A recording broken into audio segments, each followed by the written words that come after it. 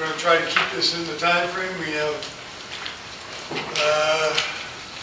about 40 minutes, so Mr. Kubicki, welcome. Good morning, y'all. It's a big topic for 40 minutes, but I'm sure there's going to be a lot of questions and answers associated with it. So I'm going to go through it fairly rapidly. I'd like to be able to get through it and then answer questions concerning it at the end so we don't miss anything. But I'm going to kind of hit the high points. The first thing I wanted to say is that it's important to recognize that the program that we have, our traffic safety program, is a program that's a team program. It's not something that Joe Kubicki is responsible for and is doing it all. The police department, public works, traffic operations, transportation. All of us work as a team as it deals with different facets associated with the red light camera program. And as a result, we may have other people answering questions as we get into this, or even making some statements as to what they recollect or what they did in particular instances. But I've talked to all of them, and so I'm going to give the presentation and say what I've gotten from them, and get into the details thereafter. The presentation also is going to be two parts. The first part is going to deal with the yellow time, because Councilman Curtis and others had requested an update on that. A lot's happened as it deals with the yellow time formula and how it's implemented throughout the state of Florida, and I'm going to bring you all up to date on that. The second is that it's that time of the year when we provide basically the State of the Union as it deals with red light cameras. So remember this time last year, we gave the findings from the first full year of the red light camera program, and now we want to provide really how they performed over the second year of the program, and a little bit about what we see happening in the future as it deals with the overall program. It's also important to note that there's over 100 communities just in the state of Florida that now have red light cameras. We're not the only ones, and most of those, all of them in the Tampa Bay area except for Clearwater, many of them, let's say, all of them except for Clearwater, I believe, in the Tampa Bay area use ATS as the same vendor that we use to provide the cameras and to do the initial review of whether a notice of violation is warranted or not. Ours is not unique. We implement our program in the same manner that Tampa, Hillsborough County, Wells Park, Orlando, the other communities in this area that also have red light cameras manage them and implement them in the same manner that we manage them and implement them. So there's nothing different in our program that I've been able to find in talking with them that's any different, although we are kind of on a monthly basis talking about our program. They're not doing that in the other communities. But this is healthy discussion. And like I've said in the past, there's several instances where discussions that we've had here at these kind of workshop sessions and subcommittee meetings or at council have brought to light things that have made changes statewide. And that's very interesting and neat to have had occur. A lot of that is dealt with the yellow time. And so I'm going to give you just a little bit of history related to the red light camera program.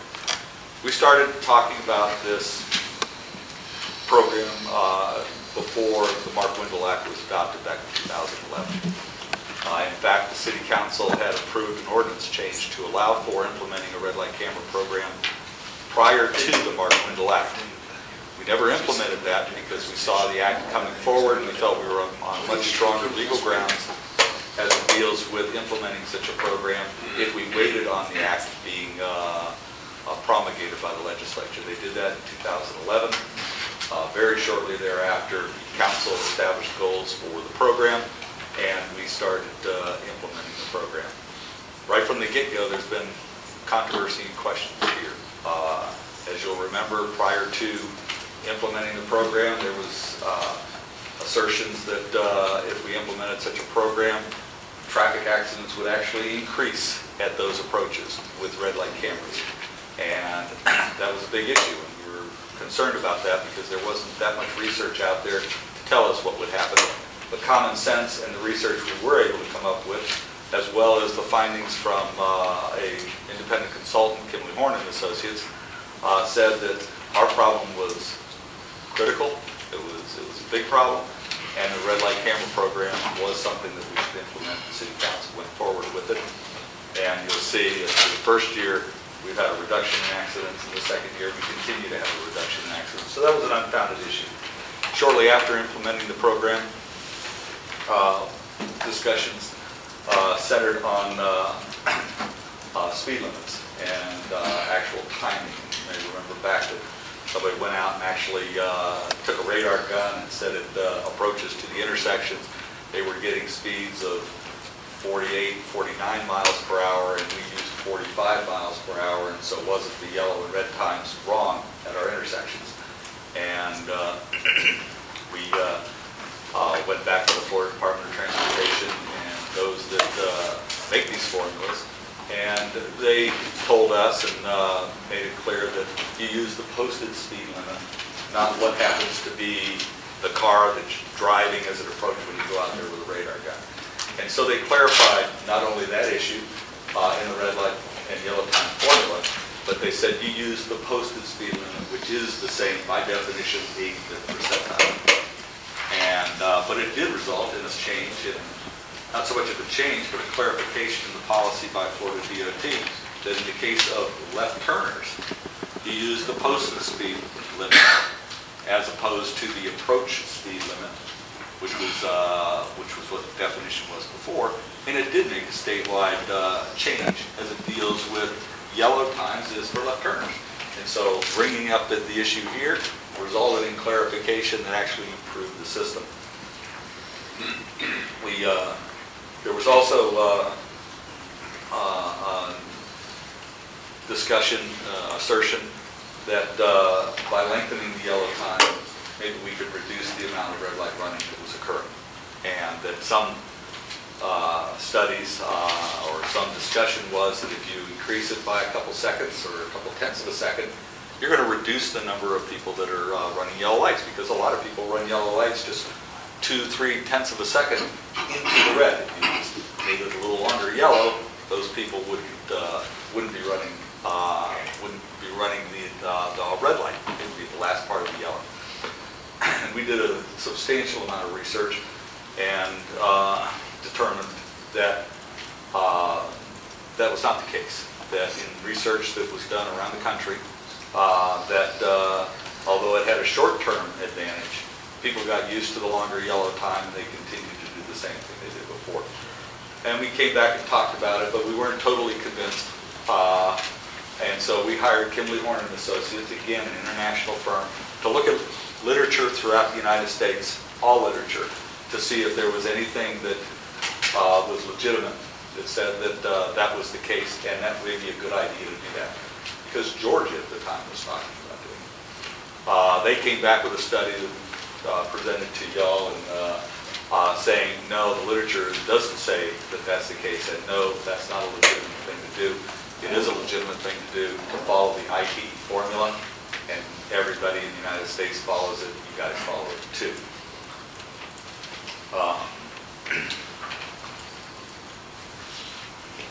It, though, started the debate about yellow times, and we became experts in a lot of things very quickly. The first thing they found in their evaluation was that there was no credible research that says that it's a sustainable, that increasing the yellow time was sustainable and reduced the number of red light running. That's just the findings from it, and that's what everybody is following. We also found that in the case of all of our red light cameras, which happen to be on state roads, the signal timing was really at the purview of the Department of Transportation. The Florida DOT reviews and approves all signal timings. That includes the yellow times that are out there today, have all been approved DOT. That's in our agreement. We have a maintenance agreement with DOT that says that we maintain their signals and we must get their approval on the timings for the traffic signal. And so we had to follow FDOT policies anyway. We couldn't just change the yellow time if we wanted It requires the use of the ITE formula. A lot of talk about that, and we are required to use it, and of course, we do use it. It did, though, say at the time, that it still says it in the another manual uniform traffic control devices, that you can make changes from the yellow time formula in ITE if done under extenuating circumstances on a case-by-case basis and done by a professional engineer after a study has been done. In fact, we have many cases in St. Petersburg where our yellow time exceeds the minimum times that are provided under the ITE formula.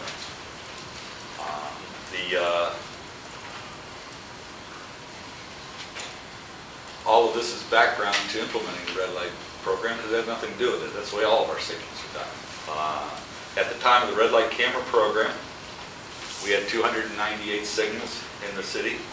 All of them met the ITE formula. We made no changes to the yellow times, red times, or green times at those signals just because we put red light cameras on. So we didn't make any changes. That what was there before continued to be there. We, though, after council brought up the issue and had some questions, and you'll remember that the county clerk, Mr. Burke, brought up some other questions at that time, and we brought them before city council. We did request the state and Florida DOT relook at some things. And you remember at that time, the things that y'all brought up or what they looked at. There wasn't an appeal procedure. You know, in the law, if somebody got an NOV, there was no mechanism for them to come in and say, gee, why did I get it? They could go online and actually visibly see it, view their film, but there was no mechanism for them to appeal it before it became a uniform traffic citation. And we said that really wasn't fair. People should be able to do it before that time, because it went up $100, went up to $264 when it became a UTC. We also, on a technical level, asked if they could relook at the ITE formula and make sure that the input data was what we wanted it to be, and to see if there was any grace period that grace that we could use at the local level in order to modify that. And they came back and said, no, you can't. But research suggests that the perception reaction time that was taken as one in the formula really maybe should be a little bit longer than that. And they said their studies show that people's reactions aren't as quick as they used to be for whatever reason. Maybe you could say it's distracted driving. Don't really know the reason. But they said you can now use a different number in that formula. They came out with that on May 31st, 2013. We reported it to council and said, hey, it looks like we're going to be able to change the yellow times. At the time they did it, it was presented to us as something we could do. When we started to do it by talking to DOT about the changing of the time, they said, no, you can't do it yet. It's just out for review. We've sent it to all the traffic operations departments in the state, and it's in a review process. It's not in an approval process. We've not updated our manual to allow you to do it yet. We came back and told you that and said that we will do it as soon as DOT allows us to do it. They came back on September 20th and promulgated their new rule and their new policy. Within a week, we had them all changed, pretty well all of them changed. And we were ready to do it, and we went out right away and made changes to it. And in some cases, my recollection was about half the cases, it increased the time. In 2 cases, it reduced the time.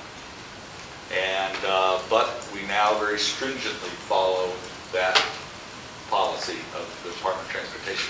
We don't know why they were longer before, because they goes way back in time, but we couldn't see any extenuating circumstances why they shouldn't be following exactly the FDOT policy. So all of ours today follow the FDOT policy very stringently, and we're in the process of changing all 200. We now have 300 signals, all remaining, which is 290 signals in the city, and DOT is giving us until the end of the year to do that. Coincidentally, We're in the process of doing that anyway because we were changing out our traffic control system in the Traffic Operations Department anyway, going to an updated computerized traffic control system. And we would be re-looking at those timings as a part of that anyway. And so we're just accelerating that process, and we'll be updating them as that new computer system comes online. On January 7th, we were real recent now, this was last week,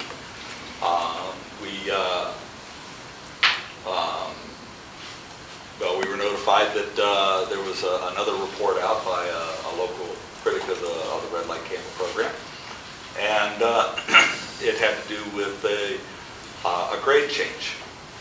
And you hear a lot about that now. We heard about that last Tuesday, late on Tuesday for me, but we talked about it at Thursday's council meeting. And at that meeting, it was presented that at one of the 10 locations, one of the 22 signal location or camera location, there was a grade change that exceeded the zero that is used in the signal timing for that particular approach. We went out and confirmed that there was a grade change. It's a grade of 1.6 feet, about that much, over 100 feet. And that, though, does trigger a slight change to the timing. So with that new information, we contacted FDOT and said the zero that we all were using before has now been shown that we should be using not a zero, but a 1.6 feet over 100 feet grade, which they agreed to, and it modified the timing slightly at that location. We did that last week. We did it immediately, just like we always do. If new information comes to light, an extenuating circumstance, or new information comes to light, we're fortunate in St. Petersburg that we've got a top quality traffic operations department that responds to issues out in the field very rapidly. And when we said we needed to make that update, we made that update. We not only are responsible for the signals in St. Petersburg, but other communities have contracted with us to do the signals in their community. And because of the quality of the folks we have. So anyway, I just want to let you know that it was brought up to us that there is new information related to one of the approaches. We confirmed that out in the field. We confirmed that with the Florida Department of Transportation, requested permission to make a change. They've agreed to the change, and we made that about last Thursday, just about the time council was meeting, we were making that change out in the field. As it deals with the yellow times, that's where we sit today. All of our signals meet the IP standards. They're being changed to reflect DOT's new policy. All of the signals that have cameras on their approaches, the new policy of the Florida Department of Transportation. And we'll continue to monitor them, make sure that they're operating properly. Wanted to go in and just go over quickly what we found as it deals with the second year of operation of the red light camera program. And wanted to give just a little bit of background we got a couple new council members. The rest of you may know this. You may know it also, but I just wanted to give a little bit of background. That St. Petersburg really initiated what they call their traffic safety program back in 2002. And that traffic safety program we've had underway now for 10 years. And I've been fortunate enough to be responsible for leading it, and we've had some great strides, I think. It really was started because St. Petersburg continuously was being put on a report by the federal government that said that we injured more pedestrians and bicyclists than anywhere else in the country, our metropolitan area. It was called the Mean Streets Report. And no coincidence that that's what they called this report, because what they were trying to do was embarrass the bad communities into doing something about their safety problem. And it worked. In '96 we were designated #1 in the country, and ever since that time we've been #1 or #2 all the way up to this last year. And we're still number 1 or 2 in the country. But after a few years, businesses and other people started saying, hey, aren't you a Mean Streets community?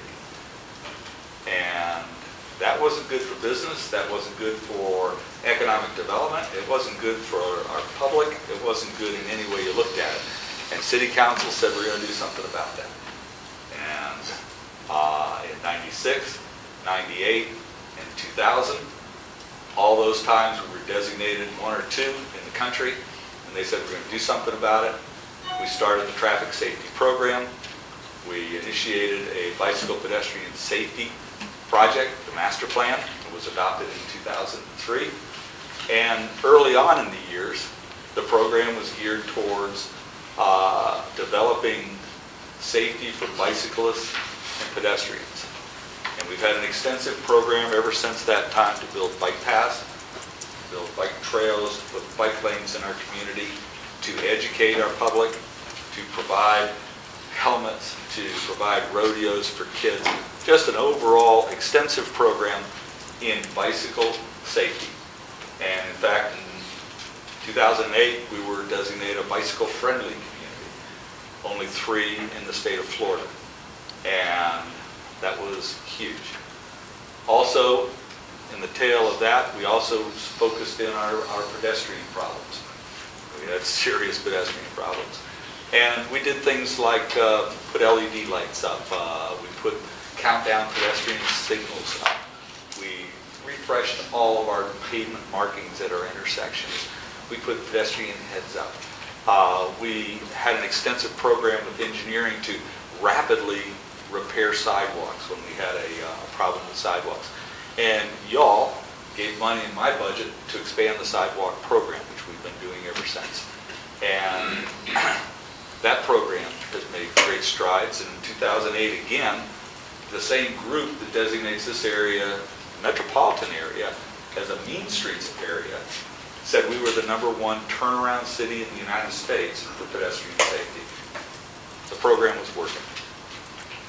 The third part of that program, though, dealt with vehicle safety and number of accidents and injuries. And although our incidence is not as high as it is in bicycle and pedestrian injuries and accidents, it's still high, and we still could do a better job. And it was a part of our public safety program to address where was it that people were getting killed and injured on our roadways. And we found out that in St. Petersburg, it was at our intersections. And although our accident rate was going down as people drove less, our accident rates at intersections were going up. And so as a part of this program, we did a very comprehensive evaluation and said, what is it that we could do? And we came to y'all and we said there's procedures for improving our safety at our intersections. And the Federal Highway Administration has established an 11-step process of do these things if you have a problem. And we started off doing those 11 things. And we started walking down, and there were the types of things that I mentioned to you.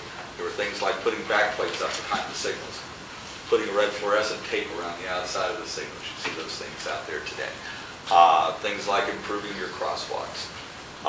Things like putting LED lights in that are easier to see. Things like, it goes on, refreshing your stripe. Just it goes on and on. And the 11th item was implement, if you still have a problem, implement a red light camera program. So we told council that we've done all 11 of these, and we still, state of Florida is still #3 in the country for red light running, and St. Petersburg still recognized as the Wild West in terms of people being able to run red lights. And we still need to do something about that. And at that time, y'all implemented and said, okay, let's go ahead and do the red light camera program. We started the red light camera program, very modest program, 22 cameras. I think Tampa had the same number at that time, and they did it at the same time we did. And we actually had the mayors together on TV telling people to stop on red, because the programs were called Stop on Red. And the program was kicked off. We had a grace period, but it was kicked off after the first year of the program. We reported to the state that we were experiencing a reduction in right angle crashes related to red light running, and we were experiencing a reduction in injuries, and we were experiencing a reduction in rear end collisions at all the approaches that had red light cameras. Other communities, like Tampa for instance, have substantially expanded their programs. We've not. We've kept ours the same. But, and Mike, could you pass out that sheet? Included in the package that I gave you, which of course was extensive, and if you didn't get through it, I understand. But there was a little cheat sheet that I used, and that was on the second page. And that is a summary of the program after 2 years. And I just want to go down that summary in conclusion of my presentation. This is our findings after this for the second year of the program. First of all, nothing's changed. It's still $158. And the monies go, as I show there, $70 goes to the state's general fund and is distributed to programs related to public safety as a general rule. $10 goes to trauma centers, like we have at all children's hospitals, Bayfront Medical. $3 goes to spinal and brain injury research in Miami, which is the main effect of red light running. T-bone accidents cause spinal injuries, and that money goes for research related to that. And you'll remember a while back, we had Nick Bonaconni's brother, it was his brother, come in. It was his son. Son did. Yeah, it was, he had a spinal injury, and he came into y'all and talked about, he runs that program, and he came in to talk to you about the strides they're making in research and being able to help people that have very serious spinal injuries. 54 goes to the city to basically administer the program.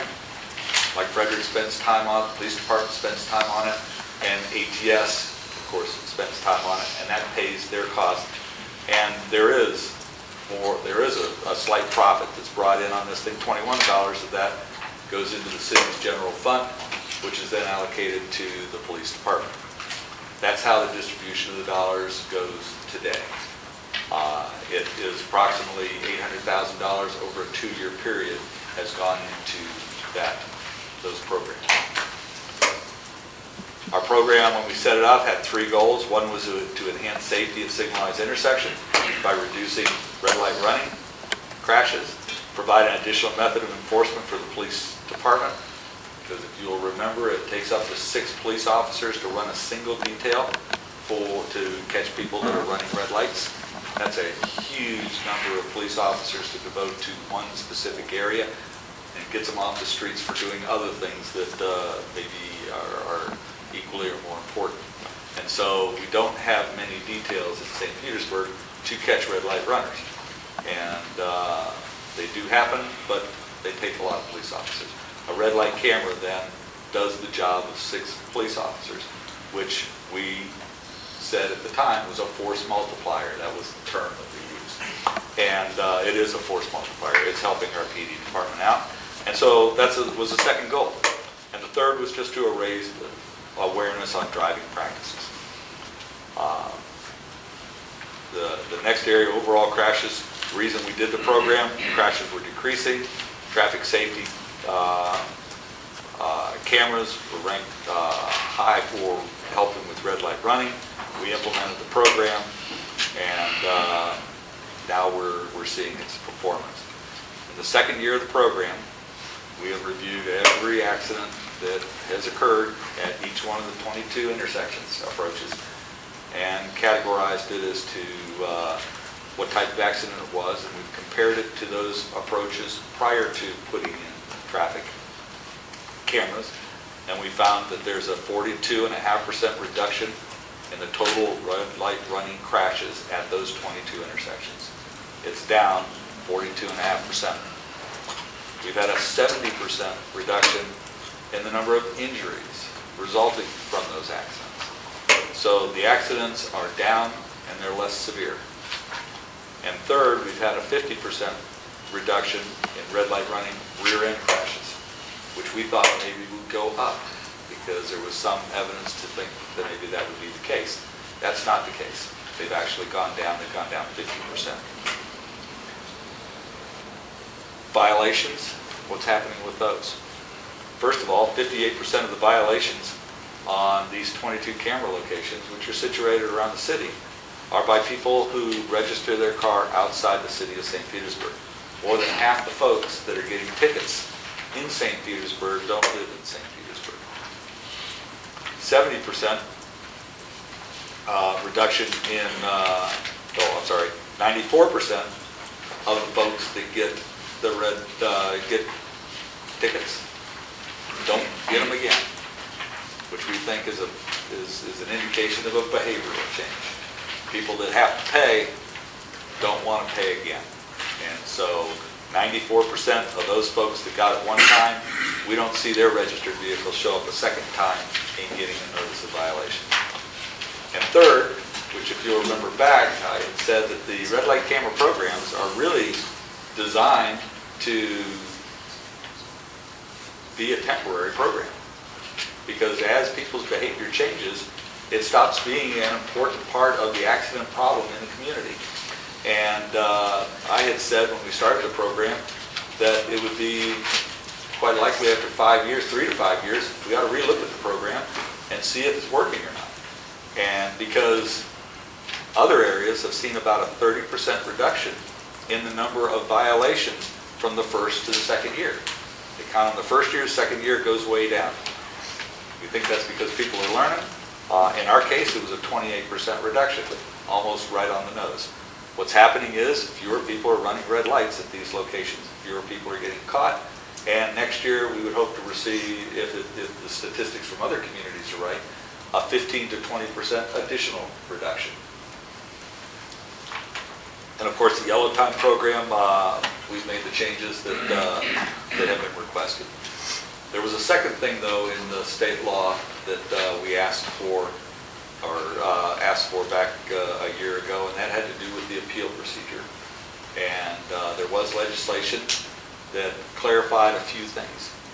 One of them, last year, it said that there would be a local appeal procedure where people that do have a question concerning their notice of violation can call the jurisdiction, in our case the city, and get help related to that, and in fact even appeal it in front of a hearing officer if that's what they wanted to do. As you all know, that program has been implemented and is underway now, and I think they meet every other week? Every month now, probably have 20 or so folks, that come in at that time. They also clarified, the state law clarified the right turn, implementation of the right turn part of the law. The law says that a notice of violation can be issued to a person turning right if they don't do it in a careful and prudent manner. Safe and prudent. Safe and prudent. Safe and prudent manner. And that left it up to discretion of each community. And that's not good.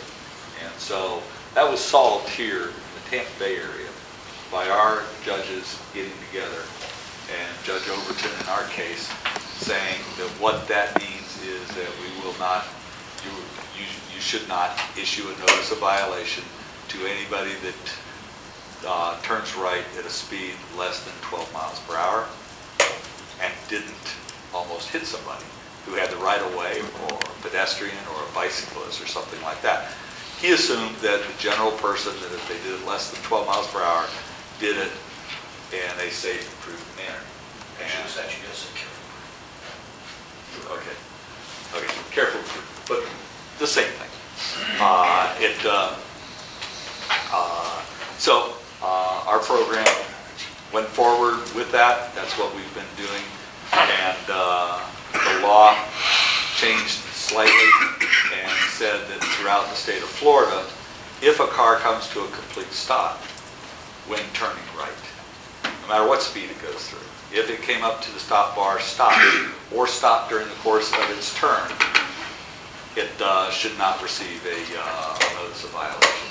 Of course, in our case, if that happened, we would have, since the beginning of the program, we wouldn't have given somebody a notice of violation. Because in our case, you had to be 12 miles per hour or greater even to be considered for a notice of violation. So it didn't affect us, but it did try to standardize the law statewide.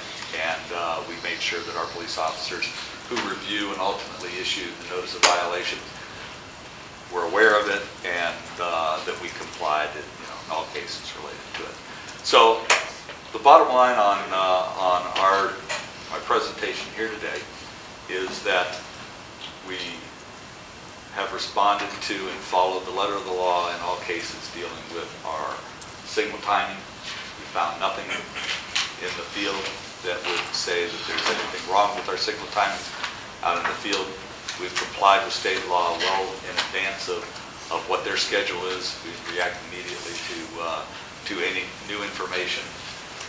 We've evaluated our accident statistics in the city and see that the red light cameras are resulting in a very significant reduction in accidents and injuries. And we believe that the goals that council has met, the 3 goals, are clearly being met by the red light camera program, and that it's a good program, and we continue to support it. I think with that, I will be quiet and look for questions. Thank you. What we're going to do is I'm going to let Matt speak now, and so if you want to hold your ask, I was going to wait until he was done. I guess I have a question. If you're going to let Matt speak, as he's speaking as basically an expert giving us opinion, I'd like to understand his educational background, his training experience, sure, so that we can compare that opinion to the opinion of our staff and their educational background and training. Right. Sure. Yes. Also, have Matt disclose where he got his data, his information from. Ask him where he got that stuff from. Okay. Thank you. I'll move. Hang tight, and Matt, if you want. I'll give this over to Matt. Answer the first couple of questions for us. Yes, sir. Hello.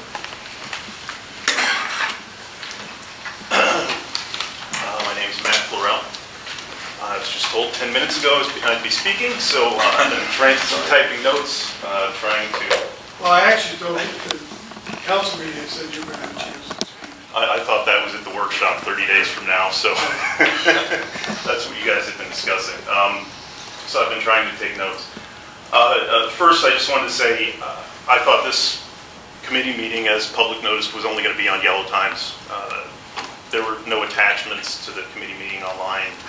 There was nothing about a red light camera report. I know it was mentioned in the previous council meeting that one would be given, but those had previously been given to full council. So, I haven't had time to review anything that's been presented today. Well, but I do have a lot of things to say. So I'll start with, my name is Matt Florell. I'm a college graduate. I went to Carroll College in Waukesha, Wisconsin. I've got a BS degree in a mixed disciplinary combined computer science, communications degree. It's now called Carroll University. They changed their name and they've grown. I founded a company. I'm a software programmer, president of the company up on 4th Street. We do a lot of statistical analysis. That's pretty much our specialization as far as corporate phone systems goes. We have several Fortune 500 publicly traded companies that rely on our programming, our statistics. Companies like the Chicago Tribune, Orlando Sentinel, Craftmatic Beds, and bigger companies. Cash America, they're a multi-billion-dollar company. They all rely on the statistics that our system generates. Really, my strength and my focus for the last pretty much 15 years has been on statistical reports and programming related to those reports as it rotates around phone calls. A couple of years ago, I started St. Pete Polls, which is a polling organization again, based around statistics. And we've done a fairly good job at estimating election results based on that. But really, the data and the information I get that I present, a lot of it comes directly out of the statistics that I get from the city through ATS. I have a database that has all of the citations for the first 2 years of the program. And a lot of the numbers that I'm going to speak on and have spoken on are generated directly from that data. I just wanted to start out correcting a few things. Mr. Chair? Yes. I guess my point, with all due respect, Matt, I understand statistically and all of that, but from the point of view of the science of traffic safety and traffic management, that's a special art, and I guess we could ask our staff, like, do you have any, like, really specific educational background, study in traffic management and traffic safety? And so I appreciate that Matt has done a lot of statistical backdrop, but I question whether it's appropriate for us to be receiving kind of expert opinion from someone who doesn't really have any formal traffic management education, training, and things along those lines, because then I start saying, well, what other citizens should have the right to address us, and what's the priority and credentials and such? So just a concern, and I'd like to stay with our staff, you know, expert opinions and such. Mr. Chair, while I do appreciate Mr. Kennedy's opinion, I'm of the opinion that the only person that has brought faulty and inaccurate situations as it pertains to this stop on red light camera safety program to the attention of council has been Mr. Matt Florell, the only one. Every time we get a report from our staff, it's just like now, it's glowing, no problem. So I would submit that the information that Mr. Florell has analyzed came from the city of St. Pete, ATS, in their red light camera program. So all he's doing is talk about data that these gentlemen have. And you just heard of the information Mr. Florell presented to Joe Kubicki on January 7th as it pertains to the slope at 1st Avenue South and 34th Street, okay? And the timing that they had set at 0, that he has now changed that based on Mr. Florell's information that he provided to the city of St. Pete from their data. So that's enough for me. Point well taken, And the FDOT also approved that change, so that's enough for me. Well, and additionally, it was Matt's observation that caught the error in the number that appeared on the screen of cameras, which was also brought to our attention. So, I mean, I think the city council members here who are voting on this have the ability to discern the information and testimony from people who are experts from citizen lay experts. Steve. I think after today's meeting, and I'll do a new business item for this, we should develop a process. Because one of the questions that should always be asked of anybody is, and this has no accusations or implications toward Matt, but one of the questions, if somebody's going to come and testify before us in this committee on a topic, we should know if they're receiving any type of financial incentives or compensation from anybody that has any relation to the topic that we're doing.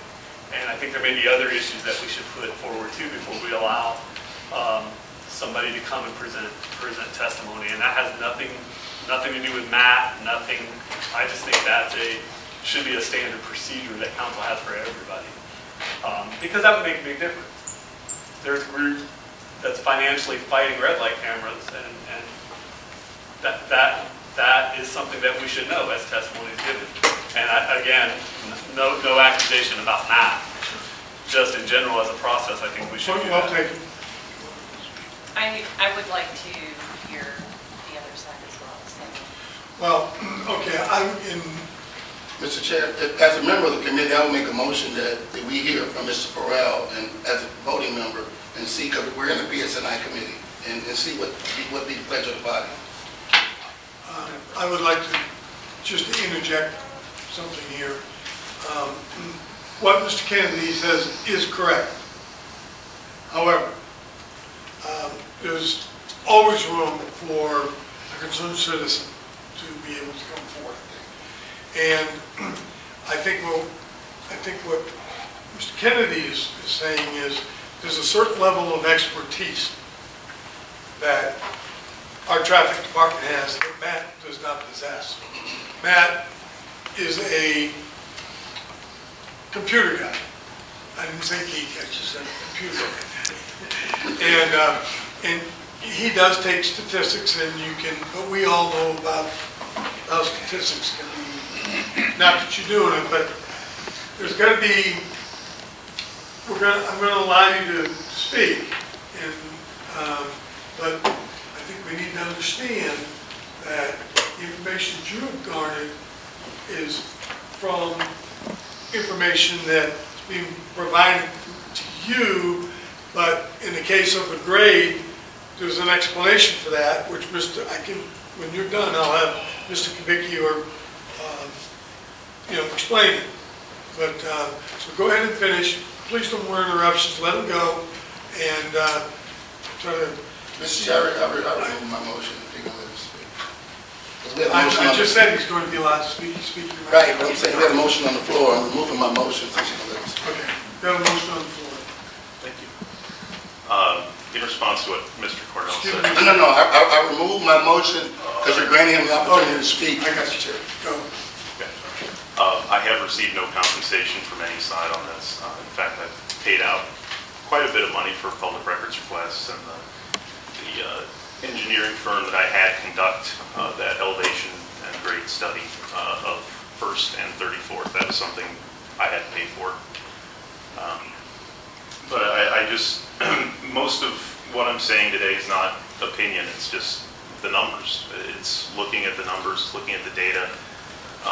For instance, just looking at, the first 2 years of the program, I have all the citations, and it's over 10% that reoffend. I can show you the license plates. It's not ambiguous. That's the fact. 20% of the citation, over 20% of the citations issued, are issued to vehicles that have received more than one citation, and it's 10% of the total vehicles have received more than one. Another thing that I noticed when I got the addresses, which I'm guessing I got in error, is that the number of St. Petersburg residents is actually over 50%. Now, the interesting thing that you notice is that they only looked at St. Petersburg, and they didn't include St. Petersburg, or St. without a period, Petersburg, when they used the information out of their database. So that's an interesting data management thing that you look at, and it is over 50% that are St. Petersburg residents. Those are just a couple of things. Another thing, Mr. Kubicki had mentioned, crashes went down in the first year. Some subcategories did. The overall crashes didn't. That's something he testified to last year. The contention that red light cameras do the job of 6 police officers. Red light cameras are more like parking tickets. They're a non-moving violation. They have no points. Police officers don't issue those. Those are issued by the parking people. You can get, there's a man on the south side that's gotten 11 red light camera citations. They're all for 1 second into the red or less. He's still driving. If a police officer stopped that guy 11 times, he wouldn't be driving anymore. So that's another just factual difference. You need to compare apples to apples, and the result of getting a red light camera ticket is not the same as getting a police ticket. And that's something Sheriff Bob Altieri has stated in his testimony several different places. As for the reduction in crashes, I've reviewed all the crashes that have happened at the red light camera intersections. And in total, compared to last year, they have gone down. Now, the interesting thing that you notice when you go through all these crashes is that red light running crashes are actually pretty rare. Red light running angle crashes only account for 6.7% of the crashes in the city. And the interesting things when that happens, if that number goes down by 2, you're talking a 10% drop. These pretty small effects have very big percentage effects. So that's another thing to keep in mind. The vast majority of crashes, and Mr. Kubicki said this last year, were rear end crashes. They're all over the place. As you're going through every one of these crash reports, it's like, yeah, another rear end, another rear end. And as you read some of these police reports, you can see the police officers are like, yeah, another rear end, nothing happened. And that's what a lot of them are. Another thing that, let's see, just getting back to the yellow times. I know at the beginning of this program and throughout we've heard the yellow times have been checked and rechecked and rechecked, and not factoring the slope in. You know, I'm not a traffic engineer, but I talked, over the last week, I've talked to 12 traffic engineers spread across the state of Florida. And slope is always something. The grade is always something that should be factored in. In fact, our own District 7 said, not only do they not tell people to ignore it, they say, make sure you measure it and never assume zero. So saying that the slope changed when it's clearly evident that the slope has been there for years, it is, in my opinion, not a true statement. The slope didn't change, it's been there, it should have been factored in. It wasn't factored in years ago, even before red light cameras were there, and the light was set to the minimum amount. Did it result in any crashes? Probably not. Crashes don't happen. We have all red. That's one of the things. You know, I heard from more than one engineer. The all red was the best thing to do for safety when they added it a while ago, because that helps to take over for some issues. You know, if there are any possible issues or even not in the yellow time. You know, if it's down by 0.2 of a second, well, you've got 2 seconds of all red. So that makes it safe. But in the words of, I think it was the District 2 head traffic engineer, if you have red light cameras at that same intersection, then it becomes problematic. Because it's no longer about safety, it's about the punishment. And the yellow time no longer becomes just a safety thing, it's also based on a punishment thing. So that's why having a minimum or a shortened yellow time has a pretty big effect on that punishment factor when you're fining people, you know, for 1/10 of a second violations. Now there's some communities like Palm Beach County. They don't issue any red light camera citations that are under a half a second into the red. There are other communities in Florida that do that too. That's their fudge factor. If there are any mistakes anywhere, that fudge factor is going to you know, take that up. So that's something else that needs to be considered. You know, let's see.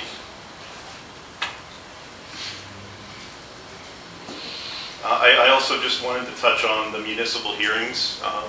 The only person I've ever seen up there, aside from city staff, was Mr. Newton, who showed up momentarily and had to run off to a meeting. But there's going to be one tomorrow at 1:30, and I would encourage all of you, if you can, to go, because you'll see what kind of violations are being appealed, what kind of people show up, what the decisions are that are made. And I've found several inconsistencies in the rulings. Some cases that are very, very similar to cases that get thrown out are not thrown out. You know, the woman from Ocala had never been to St. Petersburg. She gave her car to her brother 2 years before. Then she got a notification in the mail that she had a red light camera citation. She came down here for the first time, and because she left her plates on the car and didn't take them, she was guilty, and she had to pay $258. That's, you know, those, yeah, she didn't change her registration. And that's something even I learned. You're guilty even if you don't have the car for 2 years and you can prove that it hasn't registered, and they acknowledge that. So that's a little quirk, and there are some inconsistencies in spouses and not using a proper affidavit, and then in some cases an affidavit from a person is believed, and then in other cases an affidavit from the same person is not believed. And that's another inconsistency problem. And I would encourage you to go tomorrow and see the cases that happen at 1:30. There's a lot more, but I'm forgetting it, and I don't want to delay things at all. Well, we're going to have a workshop, and we'll... Yes. Okay, so we got a little bit off topic here, and we were supposed to do yellow lights, as you see, but, you know, I would just say that, you know, I feel bad for the lady from Ocala, but she broke the law. The law says that you switch, and that's what you do, and the reason you do that is for a multitude of reasons. You know, okay, I'm sorry it happened, but, and she was trying to be a nice to her brother and do a deed, you know, something nice for him. And it backfired on her. And that's the way it goes. We are not, all our job is to put the laws out there and what's supposed to happen, and there's a penalty that goes with that, and if you've been wrongly accused, you have a magistrate you can go before. If you're not driving the car, you present proof that you weren't, and you get off the hook. And, but anyway, we have about 15 minutes, and I want to open this up. Thanks. When we do the workshop, we'll include a little bit more. So we have, so far I have Steve and Jim. Thank you, Mr. Chair. I'll make this quick. We had about 118,000 overall submissions from ATS over 2 years. My question is, did we take into consideration the point at which Mayor Foster had said we're going to stop issuing certain amounts of these violations for certain things until the state fixed part of it? Was that taken into consideration when we looked at those numbers and said that the overall numbers have gone down? Yeah, but my recollection is that was not significant. That had to do with people that could give an affidavit. But I don't know. No, it had more than that, because I remember for sure it had to do with a rental car.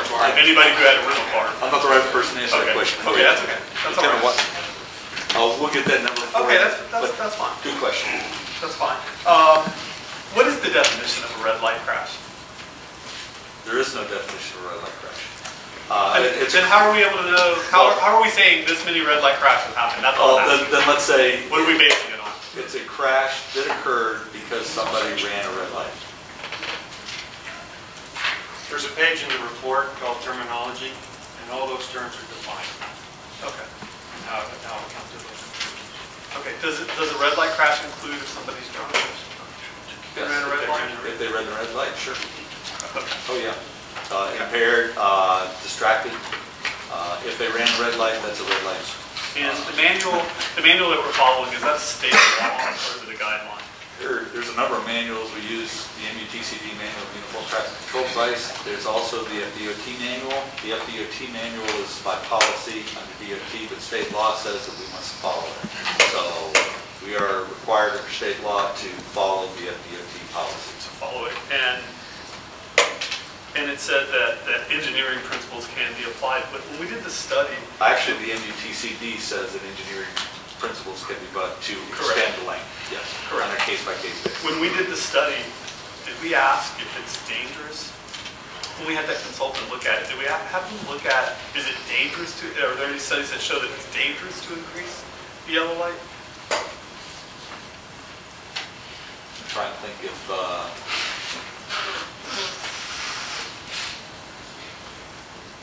Only from the standpoint, no, we did not ask that, but in conversations, the conversations were that it's dangerous to have inconsistent yellow times. So if St. Petersburg was to implement one and Pinellas Park was not, or we were and Gulfport was not, we would have, for similar situations, we would have different yellow times, and that would be dangerous. Okay. And my final question is, when we say that the tickets, the reoffenders have gone down, but we also say a certain percentage aren't from St. Petersburg, do we know how many of those that we're saying didn't get a second ticket are from out of state, or from out of town, or from out of, We could get that. Okay. Matt was wrong in saying how we determine that. We determine the number of people who live outside St. Pete by the zip code, not by St. Pete or St. Petersburg or any of that. So the way we sort that to determine people living outside the city was based on the zip code or where we sent you notice of violation. We probably could get that kind of information since it's all statistical information. Well, what I think that would also give us is how many people are we encouraging not to come back to our city with the program, potentially. And I think that's an important avenue to look at, because I know I don't like when I travel for people that expect me to pay for their infrastructure and their city hall and they're spending money. I'm not really there to I don't really appreciate when they do that. And that's all I have. Thank you, Mr. Chair. We have 5 minutes left. We've got about 10 minutes. So next is Jim. Thank you, Coach. Thank you, Joe, for the presentation, and Mike. I'm compelled to express my frustration when I come in 10 minutes before a meeting and I find information that I wish I had the opportunity to review before a meeting. It's just a pet peeve of mine. Let me just respond to that real quickly. We found a couple people found a couple errors in that report, a couple inconsistencies. One said 94%, one said 95%. It's the same report with some very minor changes, editorial changes like that. Oh, this is an It's old the same report. one you got the other day. Haven't even had a chance to look at it to compare. Yeah, but that was the reason I should have said right off the bat that here's a new one. It doesn't change the substance of it, but it has a couple stats in it that are good. How many red light cameras is Tampa up to now? I believe they're up to 49. And we started with the same numbers? Yes, we started at 22. My recollection is they had 22, it's 22 or 23. Are there any distinguishable factors the way they run their program from the way we run our program? No, not that I'm aware.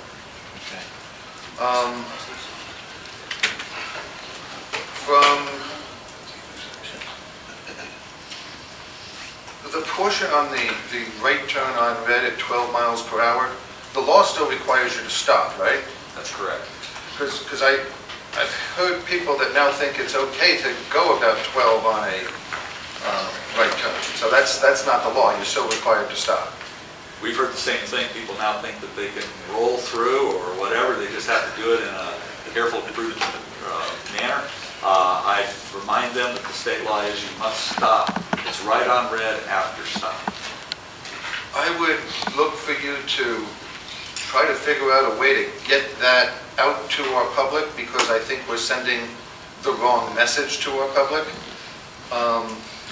The other question is, and I don't know whether anybody from PD is here to answer it, but the number of police officers that you'd have to devote to a red light operation at an intersection.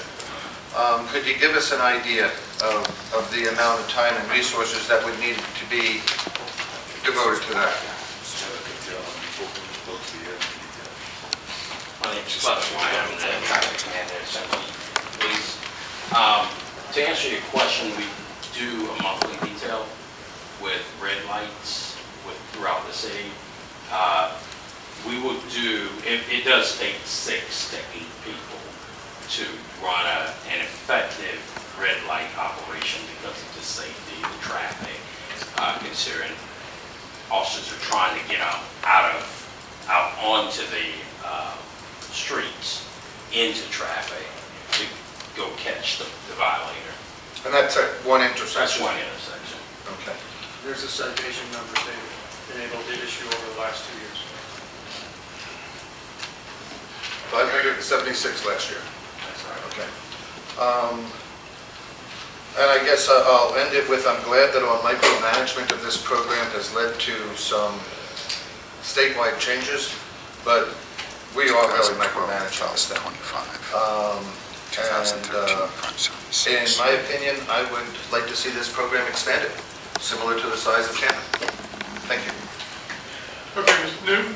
Thank you, Mr. Chair, and thank you for the report, Joe, and as usual, good report. I got some comments and I got some questions, so I'm going to try to get to the questions first, that way we can speed through this.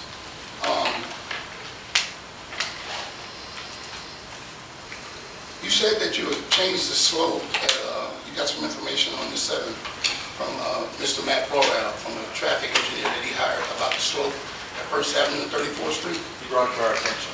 Okay, and it was set, the timing was set to 0, or something like that? No, but at the time, the signal timing plan was put in the controller. We can't find those. That could have been 20 years ago. The slope was set at 0, and he brought to our attention that the slope was 1.6%, and we made that modification. What does that do for tickets issued at that location? I mean, does it increase it, decrease it by changing that from 0 to 1.6? No, it didn't change it. Doesn't It change will not it? substantially change it, no. Or 1.6, changing it to 1.6 from 0 does not? Oh, it changed the yellow time by 0.2 of a second. I believe it was 2. 0.16, so rounded 0.16 of a second. Rounded up. So, and you said that the camera light timing has been like that for, you figure 20 years? Or I don't know. as far as you can tell? Any of us got there. Well, we had people getting tickets at First Avenue South and 34th Street, okay, over the last, since we implementation of the Stop on Red light camera program. And those tickets were in the margin of 1.6%, Will those people be getting refunds? No. So we had equipment, or we had stuff set up and a red light camera at an intersection that had different yellow light timing. They had to be increased to 1.6, you said it was? I want to say the right numbers. Yes. 0.2.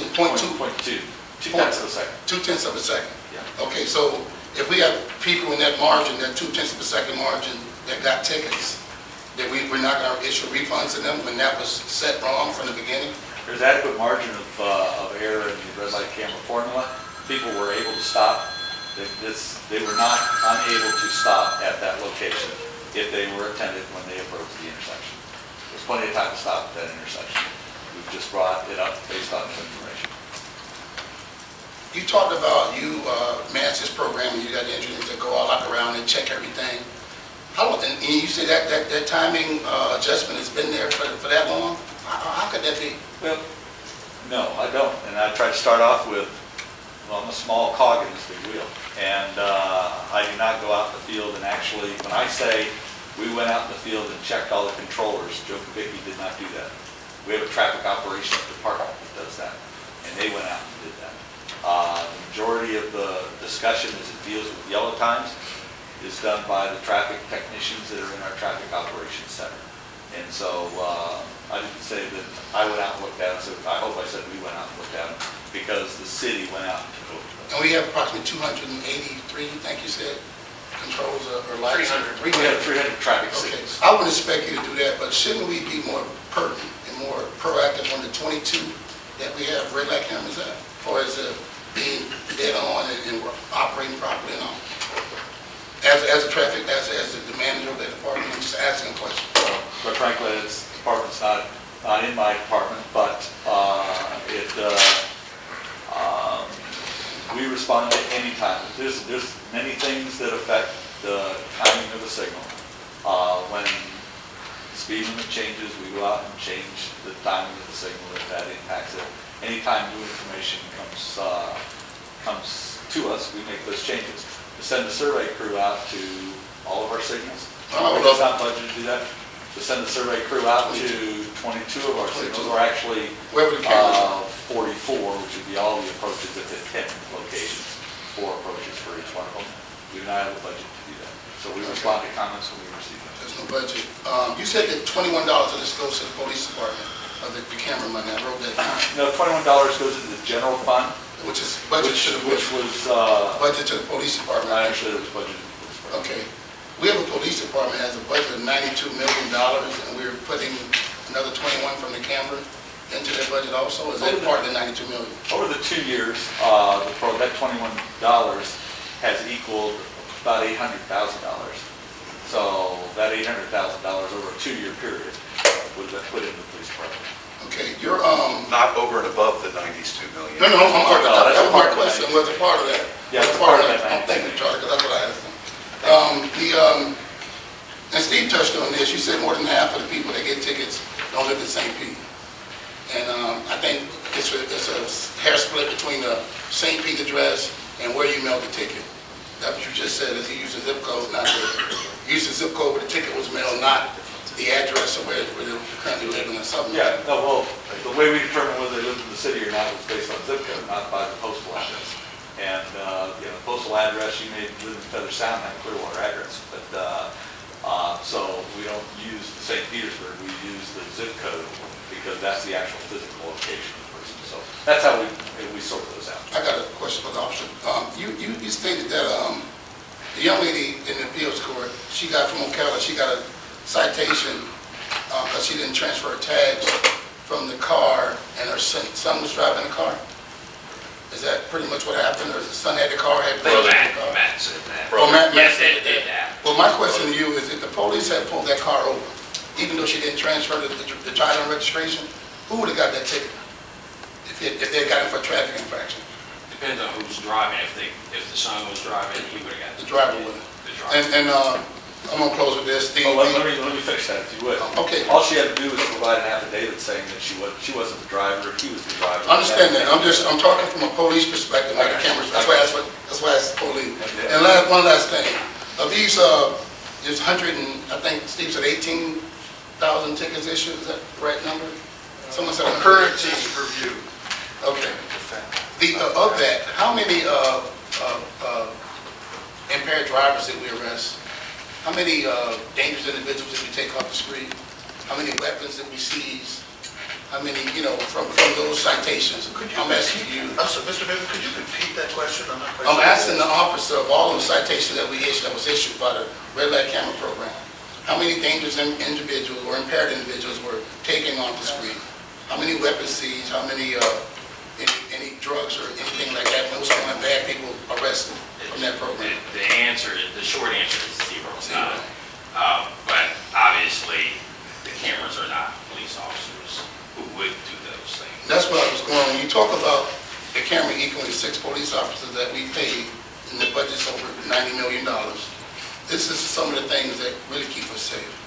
Because those individuals aren't running around. Someone talked about a guy having 11 tickets. You only get 12 points, which is, I think, 3 moving violations. And after that, that individual probably has a problem and needs to be off the street. I thank you for your coming out. I tell you that this program, in my opinion, since inception, since rushed the implementation that preempts the Florida legislature from banning red light cameras, was not set up right.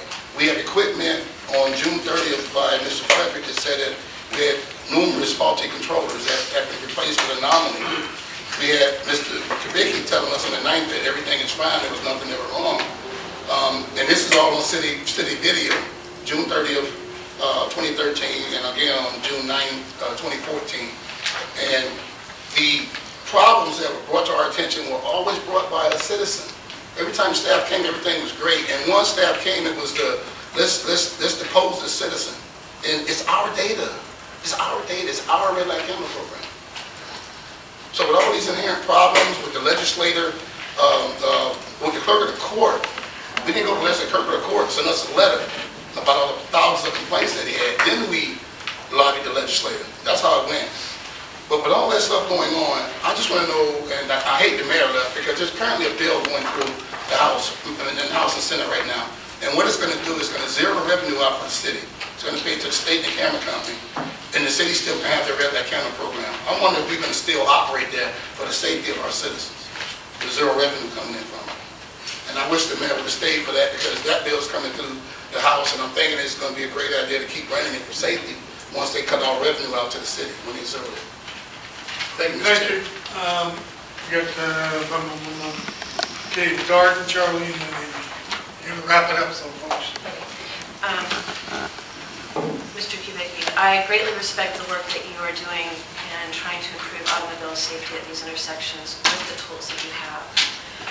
My concern is about pedestrian safety, and I sense that we do not really have the tools to close the loop on how to improve the pedestrian environment at these intersections. I'm concerned about, on page 19 and 20 of your report, we really don't have strong data yet to show how the red light cameras would affect measurable improvements in what's called pedestrian crashes or bicycle crashes. I've always been a little uncomfortable with this program because I've just have this sense that it's more of a revenue generating program than it is to promote safety. I was glad to hear you say that it was the Mean Streets report that actually kicked this off.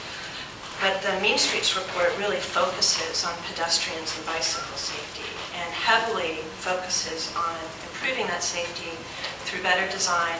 And that report points out the flaws that we have seen over the last decade, a real decline in spending from the federal government and state government to improve intersections by design. So the red light cameras are a way to address it through operations.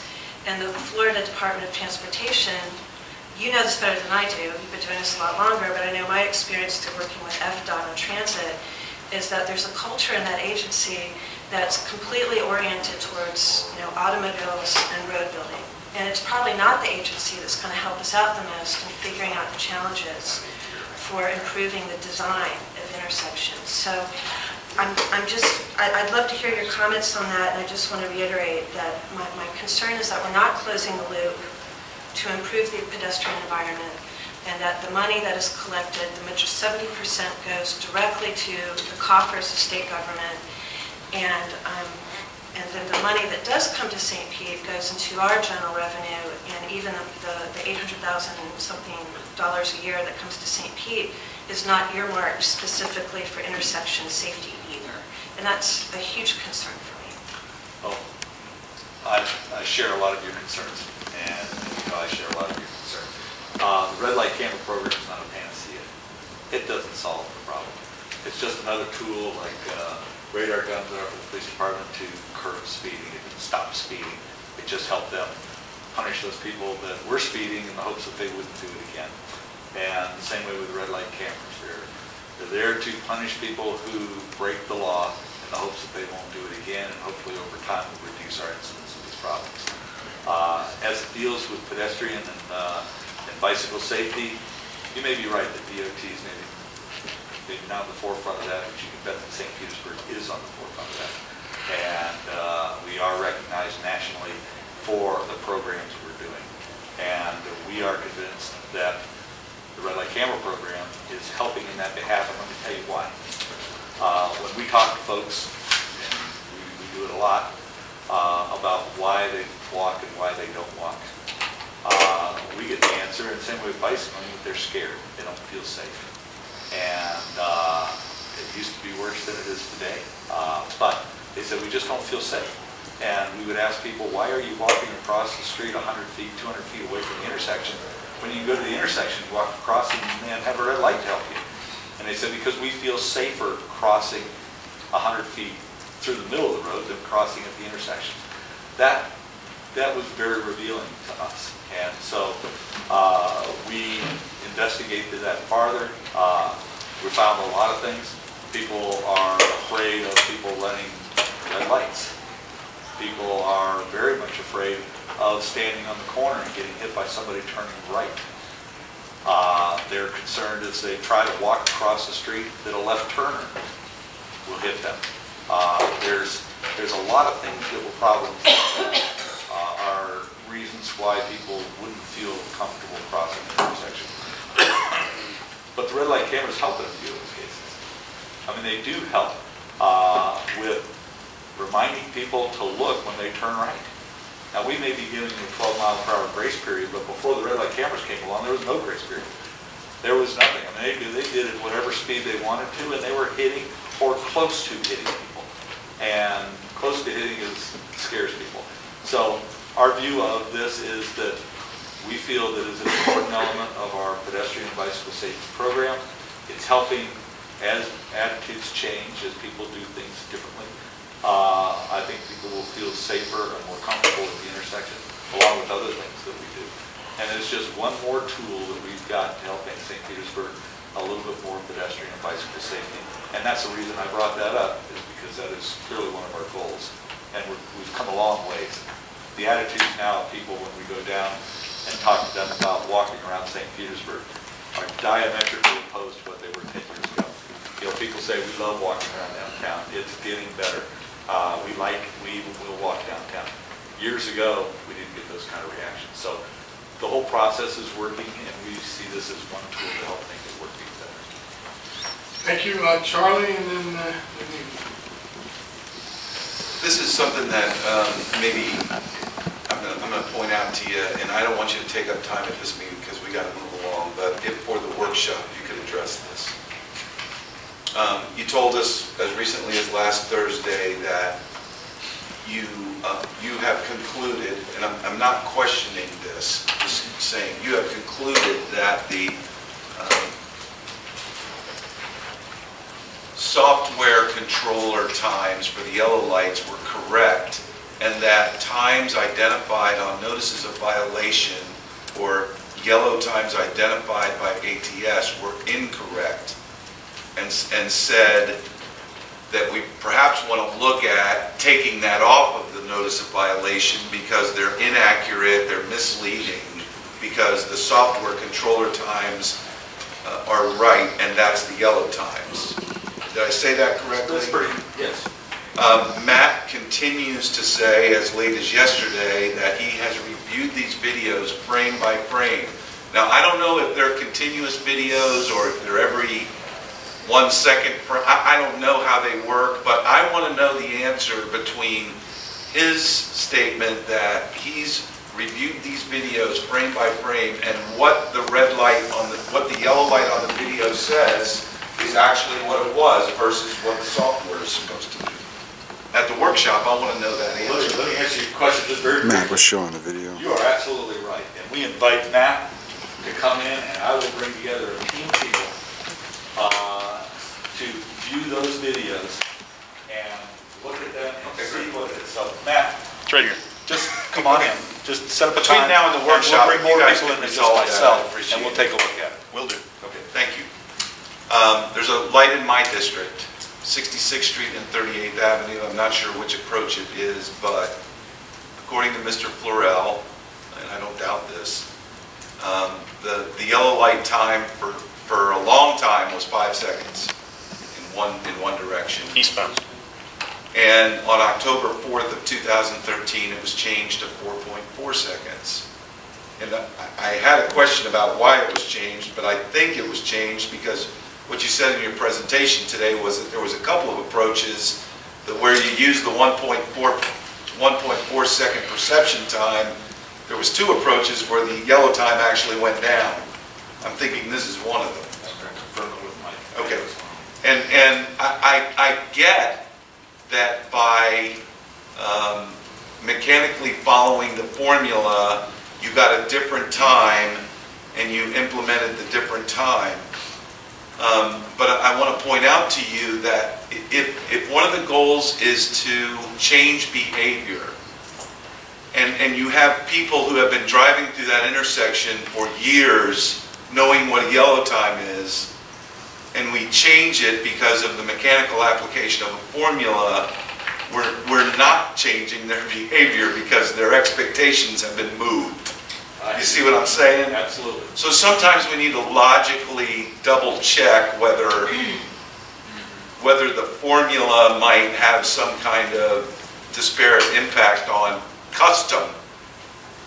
And if I've been driving through there for 4 years and I know it's 4 seconds, 5 seconds, and then now all of a sudden it's, you see what I'm saying? I'm sure that was a surprise. We don't do that as it deals with speed limits. You get that big new above it that you all see out there when we take the speed limit sign. We go out and put a new above it just for that reason, so that people go. Oh, okay, okay. I'll talk to the traffic operations. So I'm just suggesting that we need to keep in mind that behavior modification is one of the outcomes that we want to achieve. And we need to understand how changing something after a long period of time may work against us. You see what I'm saying? Okay. Lastly, well, not lastly, because I want to make a comment too, but I think Matt has admitted that the statistics for crashes are down. And if you look at red light running, red light related, according to the statistics, they're down pretty dramatically, 54%, 70%, 50%. But if you look at overall crashes, and just like if you can comment on this now, that's fine, but if you need till the workshop, that's fine too. You look at overall crashes across the entire city, they're down 9.5%. And if you look at yellow light or red light camera intersections, they're down 6%. So almost the same as total city. But I'm wondering why it is that some of the particular crashes are down so much dramatically more than overall crashes. Do you have any sense of why that is? And if you don't, sitting here today, if at the workshop you could talk about that, I'd appreciate it. I don't know other than the cameras may be having some effect. People know they have cameras at that location and they're just driving through them slower. So give that some thought. You understand what I'm saying? The statistics on some very specific categories are pretty dramatic reductions. But when you look across the city at total crashes, I think 9.5% is the reduction. And the red light intersections, red light camera intersections are about the same. They're not dramatically lower. I'm just trying to understand how that works together. We attributed it to the red light cameras, but we'll look into it some more. Lastly, I don't get this, and Matt, I respect the hell out of you, not only because of all the work you do, but your persistence. I don't get this explanation, argument, presentation that it's not about safety, it's about punishment. You said we've gone from concentrating on safety to punishment. I mean, if you take that argument, that's what the whole criminal justice system is about. If you don't punish people, there's no deterrence. If there's no deterrence, there's no safety. To suggest that safety and punishment are connected or two totally different things, I don't get.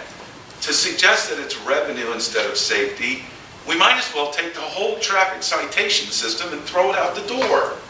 The whole traffic citation system is based on monetary penalties for breaking the law. That's what this is. You get safety by punishment. Punishment causes deterrence. Deterrence gets you safety. Same thing with codes violations. We punish people monetarily for codes violations. Codes violations are made to keep the public safe and clean and healthy, and I think that's what it's all about. I don't see how you disconnect one from the other. But it is important for credibility purposes that when Matt brings up a disconnect in a statistic, that we're able to explain it, and when we can't explain it, we fix it, like the 1.6% grade issue. These things are important, and I'm glad that's working. Thank you, Mr. Chair. Okay. I have a couple questions and then a couple comments. So on slide 10, the traffic crash data is from 2008 to 2013, and that's how you determined this 50% down in rear-end crashes, 70% down in red light running, etc. When the program was implemented in 2011, why are we using 2008 as our starting point? We used the previous 3 years that we had statistics, or Kimberly Horn actually did that. Used the 3 years that we had comprehensive statistics for. So we took an average of the 3-year period, established that as our base, and then have been evaluating performance of the program relative to that base. And then I mentioned to you when we talked the other day that I feel like there's a lot of issues in our city that we just don't do a full cost benefits analysis on. And so I think in order for us to fully evaluate this situation, it would be helpful for us to have a really comprehensive understanding of the amount of staff time that's spent to both administer and defend the program. I know in the hearings that Matt's talking about happens tomorrow, there's a minimum of 9 staff that participate in that. There's a number of public records requests that happen for Matt and others. I mentioned that too the other day, and it's a concern to me that we have to consistently defend the program. So I just at some point would like to look at the full cost benefits analysis. We'll have that at the workshop. Okay, thank you. And then, you know, I do fully respect the work that you do, and as I mentioned to you when we spoke the other day, as a former behavior modification therapist, I understand the value of a program like this. But with all due respect, I do have an issue with this great issue that's come up, and what was said that day and what's being said now. What was said that day on January 7th and then again on January 9th was that the state told us to use 0 in all cases. And now what's being said is something different. And I'll let you I'll let you respond to that. But the concern I have is, how do we restore public trust in this program, which the data is showing us is a valuable program, when we consistently have citizens who are pointing out these issues that we as a city should be identifying. And I don't believe in throwing out a program that has some flaws that maybe we need to tweak, but the public trust issue, as Newton pointed out, people were ticketed that maybe shouldn't have been ticketed. And so I just would like a response from the group. Let me just respond briefly on, we can get more detailed workshop session. Citizens are not saying it's broken. Citizen is saying it's broken. And whenever he presents his statistical information. We respond back to you that 90% of it is just statistics. It has nothing to do with the program. It's just statistics, and it has nothing to do with the issuance of notice of violation. So I said it's not broken, it's not broken, and it's not broken. Just because somebody says it is, a citizen says it is, doesn't mean it is. He brings up occasionally things that every time he says something, we take it seriously. But we spend an inordinate amount of time chasing things down blind alleys. No other community in Florida is doing that. Nobody's paying the kind of attention that we are. But no other area has an individual who's coming up with so many things that we have to discount. And let's face it, a couple of times he came up with some things, and I appreciate it. I wish he'd have come to me first. If he'd have come in and said, hey, Joe, there's a great issue out here. You know, why don't you check it out? Let's make a change. We'd have checked it out, made the change, and you wouldn't have gotten involved in it at all. Anytime that happens, we would do that. So I think what's happening is that the public isn't saying it's broken. An individual is saying it's broken. He's bringing up a lot of issues that we have to spend time to discount, which we discount. And once in a while, something does make sense, and we make those changes. And the grade, I would venture a guess that there are other approaches, red light cameras notwithstanding, just other approaches in the city, that if the city was to contract for doing a survey of the grade, would result in a grade change as the approach. We had what, 22 locations, 44 approaches to red light camera locations. One of them had a grade issue, and we corrected that grade issue. New development goes in, and and it changes the traffic volume on a roadway. We go out and we check that, and we change the timings on the traffic signals. So anytime there's a change and we find something out new. So I guess the point is, 2 points that I want to make is that this is not a widespread general public comment back that this program has problems with it. I'm only getting comments from one individual, maybe one or two individuals. And second of all, it's very hard to answer some of the others, is that we only have 22 of over 1,000 approaches in our city that we have cameras located on. And our program we want our program to be a behavioral modification program. We're only changing that behavior at 22 out of 1,000 locations. Our thought is that as a behavioral scientist in that area, it would help us out to have a larger sample of locations that we could then put cameras up at actually and help with that behavioral modification. We would see a more profound increase or decrease in the number of accidents in our community. I hope I answered your question, Councilwoman, and if not, get with me and I'll make sure I do it at the workshop. I got another wrap this up. I got this on the workshop. That's so much more information to bring. I get my Go ahead, go for it. A couple of things that come to mind. One is this argument about a revenue generation program. We get 13% of the money that's, take $21 and out of the 158, that is, we get $21 is 13% of the pie. So it's a pretty crappy money generator. Yes, we could probably make more. Is that a child of what? But having said that, also, this is a year old. So list of all the intersections in the city of Baltimore. 78 of them.